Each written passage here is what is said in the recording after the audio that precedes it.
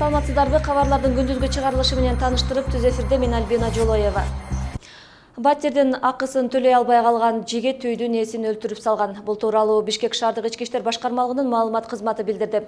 Бишкектин Октябрь райондук ички иштер башкармалыгына 57 жаштагы аял кайрылып, 34 жаштагы кызы 28 январь күнү үйдөн чыккан бойдон кайтып келбегенин айткан. Ыкчам иликтөө иштеринин жыйынтыгында 26 жаштагы таластык жигит кармалган. Милиция кызматкерлери аны суракка алганда аялды өлтүрүп салганын моюндаган. Кылмышкер Батирге $300 төлөп жашаган. Кийин акчасы жок болуп, төлөй албай калганда үйдүн ээсин өлтүрүп салган деп айтылат маалыматта.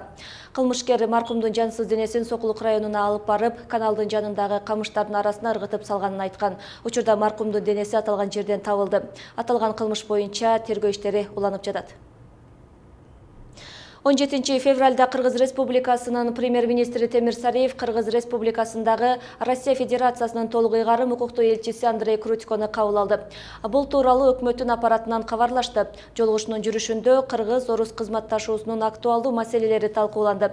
Өкмөт башчы тарабынан белгиленгендей, Газпром акционердик коому калкты жаратылыш газы менен камсыздоо боюнча бардык келишимдерди аткарууда. Ошондой эле Кыргызстандагы социалдык долбоорлорду ишке ашырууда. Премьер-министр Кыргыз-Орус өкмөт соода экономикалык, илимий техникалык жана гуманитардык кызматташуу боюнча комиссиясынын 18-жыйынынын протоколун ишке ашыруу маанилүүлүгүн белгиледи. Өлкөдө Кыргызстандын жарандыгынан баш тарткандар 2 эсеге көбөйдү. Бул 2014 менен 2015 жылдагы көрсөткүчтү салыштырганда чыгарылган эсеп. Атолдуктан баш тарткандардын көпчүлүгү Орусия жарандыгын алууну көздөшөт. Жарандыктан баш тарткандардын көбөйүүсүнө өлкөдөгү жумушсуздуктун себеп болуп жатканын талдоочулар белгилешет. Темага кененирээк кабарчыбыз Эрмек Муратбек уулу токтолот. Бул кадрдагы бала 2013 жылга чейин Кыргызстандын жараны болчу. 3 жыл мурун өз мекенинин атуулдугунан баш тартып, Орусиянын жарандыгын алууга аргасыз болгонун айтат. Анткени ал жакта Орусиянын жараны эместерге жумушка орношуу татаал маселе. Ошондуктан Россиянын паспортун алышка туура келген. Анан экинчи маселеси мына көчөдө жүрүш, милициялар кармайт. Үчүнчү маселеси мына үй турак жай алыш. Бирдегилер сатып алыш керек болсо, ошо паспорттон карап туруп оңгой болот. Статистика боюнча 2015 жылы 2034 адам Кыргызстандын жарандыгынан баш тарткан. Бул көрсөткүч 2014 жылы 1183 болчу. Ал эми Ош шаарында 2013 жылы 69, 2014 жылы 74, 2015 жылы 31. Быйыл жыл башынан бери 3 адам атылдыктан баш тарткан. Азыркы кезде жана бул жерде Кыргызстанда иш жоктугунан болушу мүмкүн. Россияда болсо эркин жүрүш үчүн жарандыгына өтүшүп Эми ар түрдүү себеп болот да, турмуш шартына байланыштуу, ошо убактылуу акча табыш үчүн кетип, анан жарандыгына өтсө көбүрөөк акча берет, айлык берет, ошол жакта ошол себептен деп ойлойм негизгиси.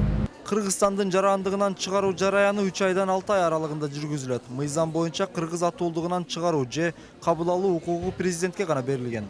Тийиштүү документтердин баардыгы толук болгондон кийин президенттин алдындагы жарандыкты кабыл алуу жана жарандыктан чыгаруу атайын комиссиясы белгиленген. Бул комиссиядан жарандардын эмне себептен чыгып атканын, эмелерин, арыздарын окуп чыгып, андан кийин президенттин астына кол коюуга алып келет. Указ президент чыккандан кийин ал жарандар жарандыктан Кыргызстандын жараны болбой калат да. Атуулдуктан баш тартууга өлкөдөгү жумушсуздук түрткү болуп жатканын талдоочулар айтышат. Анын айынан чет жакка кетип жаткан мигранттардын саны да көбөйүүдө. Жарандыктан баш тарткандар Орусиянын атуулдугун алып жатышат. Алардын көпчүлүгү жаштар. Кыргызстанда айрыкча жаштар, анын ичинде ишкерлик кылгандар дагы өз ишмердүүлүктөрүн жүргүзгөнгө өтө кыйын акыбалга калып атат. Ошондуктан бул жарандыктан баш тартып, чет өлкөнүн жарандыгын алып кеткенге аргасыз болуп атат. Анын ичинде Россия мамлекетин алып аткан бирден бир себеби Россия мамлекетинде жаңы төрөлгөн балдарга берип аткан пособиялар жана башка жеңилдиктерди эске алып, Россиянын жарандыгын алганга биздин жарандарыбыз көбүрөөк умтулуп атат да. Болжол менен Орусияда 600 миңден ашуун кыргызстандык бар. Алардын көпчүлүгүн өлкөнүн түштүгүндөгүлөр түзөт.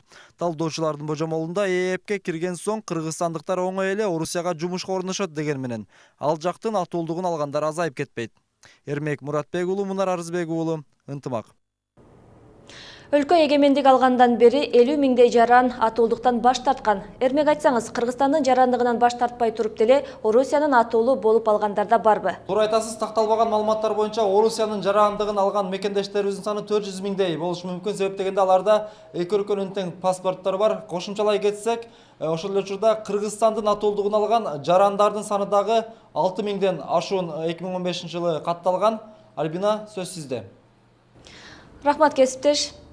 Үстүздөгү жылдын январь айына карата өлкөдөгү ички дүң продукциянын көлөмү өткөн жылдын 1 айына салыштырмалуу 10,7%га төмөндөдү. Бул тууралуу маалымат Улуттук статистикалык комитеттин расмий сайтына жарыяланды. Алдын ала маалымат боюнча 2016 жылдын январь айына карата ички дүң продукциянын көлөмү 22,9 миллиард сомду түздү деп айтылат Улуттук статистикалык комитеттин сайтында. Ички дүң продукциянын көлөмү төмөндөшүн өнөр жайып, транспорт ишмердиги жана жүктөрдүн сакталып турушуна байланыштуу болуп жатканы маалыматта айтылат. Жогорку кеңештин депутаты Мээрбек Мискенбаев парламенттин гаражда бош турган унааларды жер-жерлердеги театр, маданий мекемелерге өткөрүп берүүнү сунуштоду. Бул тууралуу ал бүгүн парламент жыйынында айтты. Балким артисттерге гастролго чыгып, өнөрүн көрсөтүүгө шарт түзүлөт. Маданий, тарыхый мекемелерге жардам жетишсиз болууда. Депутаттын пикиринде машиналарды тараттуу парламенттеги тиешелүү комитеттин төрагасы Садык Шернияз баш болгон атайын комиссия аркылуу жүргүзүлсө болот. Быйылкы жыл Кыргызстанда тарых жана маданият жылы деп жарыяланган. Жогорку кеңеште 120 орун бар. Азыркы чакырылыштын чечими менен айрым депутаттар кызматтык унаадан баш тартышкан. Бул сиздерге жеткирип үлгүргөн акыркы кабарлар болду. Ушул жана башка жаңылыктар биздин сайтта да жайгаштырылган. Маалыматтар менен кененирээк ынтымак Чекит сайтынан тааныша аласыздар.